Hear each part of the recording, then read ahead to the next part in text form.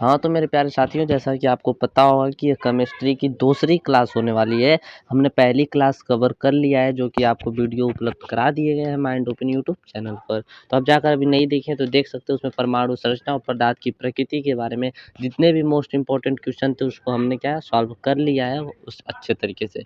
तो हम लोग तीसरा हेडिंग जो रेडियो सक्रियता है इसके बारे में अध्ययन करने वाले हैं। काफ़ी इंपॉर्टेंट प्रश्न इससे पूछे जाते हैं। किसी भी एग्ज़ाम की तैयारी कर रहे हो, एनसीईआरटी लेवल या कोई भी हो, तो आपके लिए बहुत अच्छा है, लाभदायक है किसी भी एग्ज़ाम के लिए। ठीक है, चलिए स्टार्ट करते हैं बिना देरी किए। रेडियो सक्रियता की खोज किस वैज्ञानिक ने सर्वप्रथम की थी? तो हेनरी बेकरूल ने की थी। ठीक है, अगला प्रश्न, रेडियोधर्मी पदार्थ उत्सर्जित करते हैं अल्फा कण, बीटा कण, गामा कण। किससे? अल्फा कण, बीटा कण, गामा कण। ठीक है, देखिए आगे क्या है। आगे देखेंगे, अल्फा और बीटा किरणों की खोज किसने की थी? तो रदरफोर्ड ने की थी। किसने? रदरफोर्ड ने की थी। अल्फा और बीटा किरणों की खोज रदरफोर्ड ने की थी। किस वैज्ञानिक ने गामा किरणों की खोज की? तो रदरफोर्ड ने गामा किरणें की भी खोज की थी। अल्फा किरणें हैं तो हीलियम आयन है, क्या है याद रखिएगा, He++ आयन होती है। ठीक है, बीटा किरणें बनी होती है ऋण आवेशित कणों से। बीटा किरणें ऋण आवेशित कणों से बनी होती है। आगे देखते हैं, देखिए क्या आगे है, यहाँ पर हम लोग देखेंगे, ध्यान से देखिए। किस में ऋणात्मक आवेश होता है? तो गामा किरण में ऋणात्मक आवेश होता है। गामा किरणें क्या होती है? रेडियो सक्रिय पदार्थों द्वारा उत्सर्जित उच्च ऊर्जा युक्त किरणें होती है। नाभिकीय विखंडन के दौरान श्रृंखला अभिक्रिया को नियंत्रित करने के लिए न्यूट्रॉनों का अवशोषण करने हेतु किसका प्रयोग किया जाता है? बोरान का। अगर आपको बुक का पीडीएफ चाहिए तो टेलीग्राम जाकर ज्वाइन कर सकते हैं, उस पर आपको उपलब्ध करा दिए जाएंगे। ठीक है प्यारे साथियों, 11 मतलब सोडियम को एक बीटा उत्सर्जन के बाद बनने वाला पदार्थ क्या होता है? Mg होता है। क्या होता है? Mg होता है, आप याद रखेंगे। ठीक है, क्या होता है? Mg होता है। आगे देखते हैं, यदि किसी रेडियोधर्मी पदार्थ की मात्रा को दोगुना कर दिया जाए तो रेडियोधर्मी क्षरण की दर क्या हो जाएगी? अपरिवर्तित रहेगी। ठीक है, आगे बढ़ते हैं। सूर्य से ऊर्जा उत्सर्जित होती है नाभिकीय संलयन से। नाभिकीय संलयन से कौन सा पदार्थ नाभिकीय रिएक्टर में मंदक का काम करता है? तो भारी जल, जिसको कहते हैं D2O कहते हैं। ठीक है, विखंडन की प्रक्रिया उत्तरदायी होती है परमाणु बम में ऊर्जा मुक्त करने के लिए होता है। कोबाल्ट 60 आमतौर पर विकिरण चिकित्सा में प्रयुक्त होता है क्योंकि उत्सर्जित करता है क्या? गामा किरणें उत्सर्जित करता है। क्या उत्सर्जित करता है? गामा किरणें उत्सर्जित करता है। ठीक है, आगे देखते हैं, आगे बढ़ते हैं। हाइड्रोजन बम किस सिद्धांत पर कार्य करता है? अनियंत्रित संलयन अभिक्रिया पर। अनियंत्रित संलयन अभिक्रिया पर काम करता है। एक रेडियोधर्मी पदार्थ की अर्धायु 10 दिन है। इसका अभिप्राय यह है कि पदार्थ का 3/4 भाग का विघटन 20 दिनों में हो जाएगा। ठीक है, एक रेडियोधर्मी तत्व जिसके भारत में बड़े भंडार पाए जाते हैं वो कौन सा है? थोरियम है। कलपक्कम के फास्ट फ्रीडर रिएक्टर में प्रयुक्त ईंधन है समृद्ध यूरेनियम। क्या है? समृद्ध यूरेनियम है। ठीक है, आगे बढ़ते हैं, देखिए क्या आगे है। कार्बन डेटिंग किसकी आयु निर्धारण हेतु प्रयुक्त होता है? तो जीवाश्म की।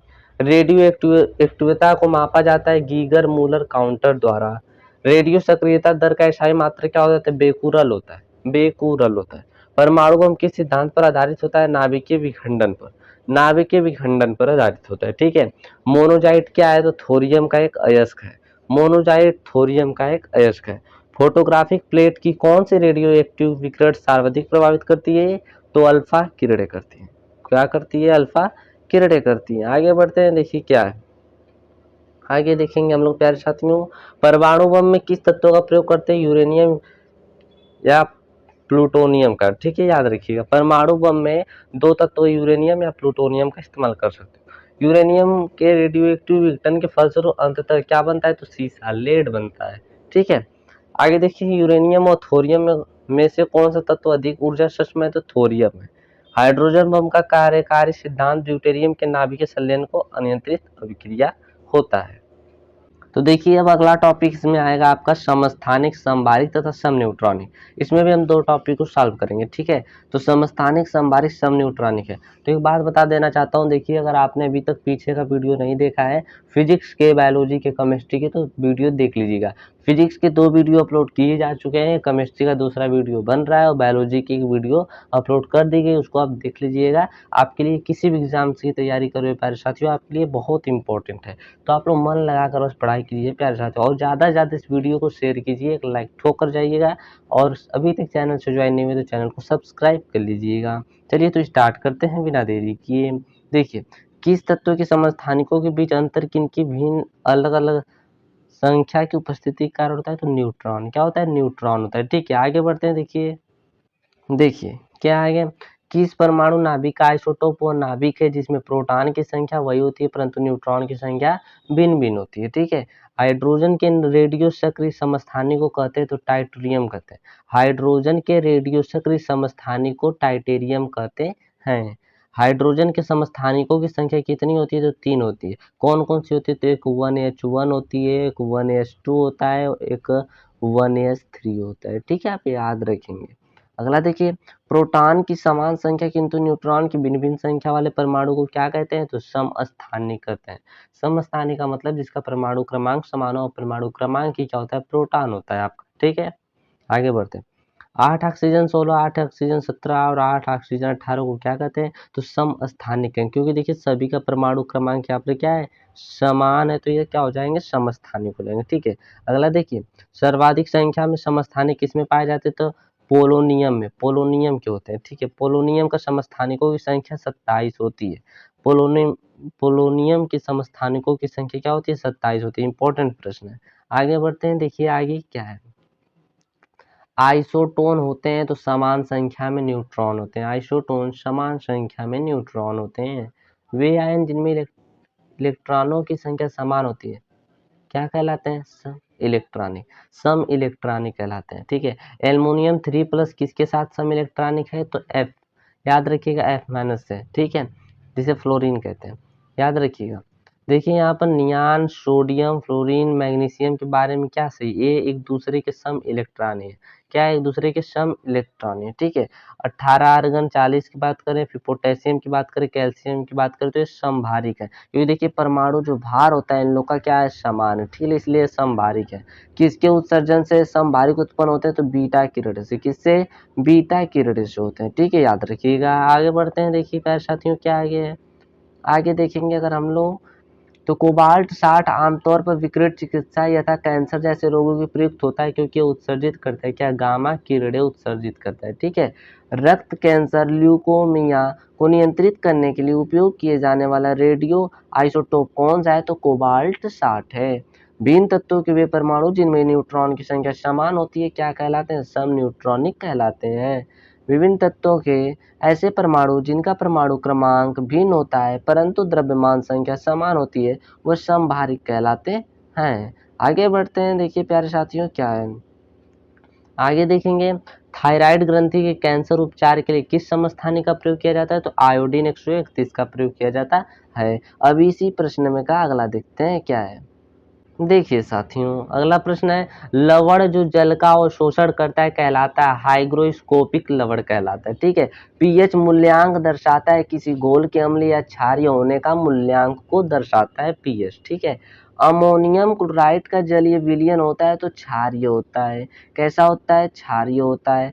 H2O और जलीय NaOH से भरी परख नलियों के विलयन में विभेद किया जा सकता है लाल लिटमस द्वारा।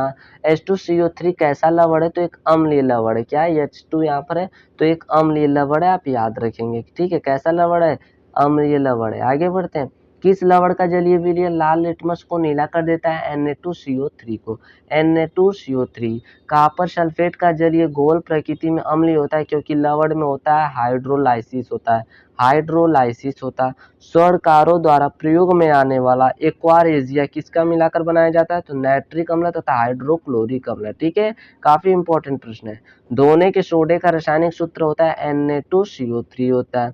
Na2CO3 होता है दोस्तों। आगे बढ़ते हैं। देखिए क्या है, रसायन उद्योग में कौन सा तेजाब मूल रासायनिक माना जाता है? तो H2SO4 सल्फ्यूरिक अम्ल माना जाता है। खाने का सोडा होता है सोडियम बाइकार्बोनेट। खाने का सोडा को सोडियम बाइकार्बोनेट कहते हैं। जल में CO2 को प्रभावित करने पर बने सोडा वाटर की प्रकृति होती है तो अम्लीय होती है। कैसी? अम्लीय।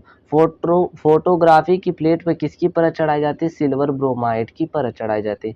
नीलात होता है एक यौगिक है कॉपर एवं सल्फेट का, ठीक है। तो ये देखिए आज हम लोगों ने 2 टॉपिक कवर कर लिए हैं जो कि अच्छे से समस्थानिक, समबारिक और ये जो था और एक ऊपर वाला हम लोग रेडियो सक्रियता, ठीक है। तो 2 टॉपिक आज हम लोगों ने कवर किया, काफ़ी मस्त ज़बरदस्त क्वेश्चन थे देखने में और आपके एग्ज़ाम के लिए काफ़ी इंपॉर्टेंट है। तो वीडियो को ज़्यादा से ज़्यादा देखिए दोस्तों, एक बार नहीं समझ में आता है 2 बार 3 बार देखिए, पूरा क्वेश्चन को आप याद कर जाइए, ठीक है। तो मिलते हैं फिर नेक्स्ट वीडियो में। अगर अभी तक आप चैनल से ज्वाइन नहीं हुए प्यारे साथियों तो यार ज्वाइन हो जाइए, सब्सक्राइब करना कोई भी फीस नहीं लगती है, एकदम फ्री में आप बटन आपको क्लिक करना है सब्सक्राइब का, आप ज्वाइन हो जाएंगे। फिर बेल आइकॉन की घंटी आएगी, आप उसको भी क्लिक करके क्या हो सकते हैं मतलब आपको कोई वीडियो डाला जाएगा तो तुरंत आपके पास पहुंच जाएगा, ठीक है। तो मिलते हैं फिर नेक्स्ट वीडियो में, तब तक के लिए बाय बाय।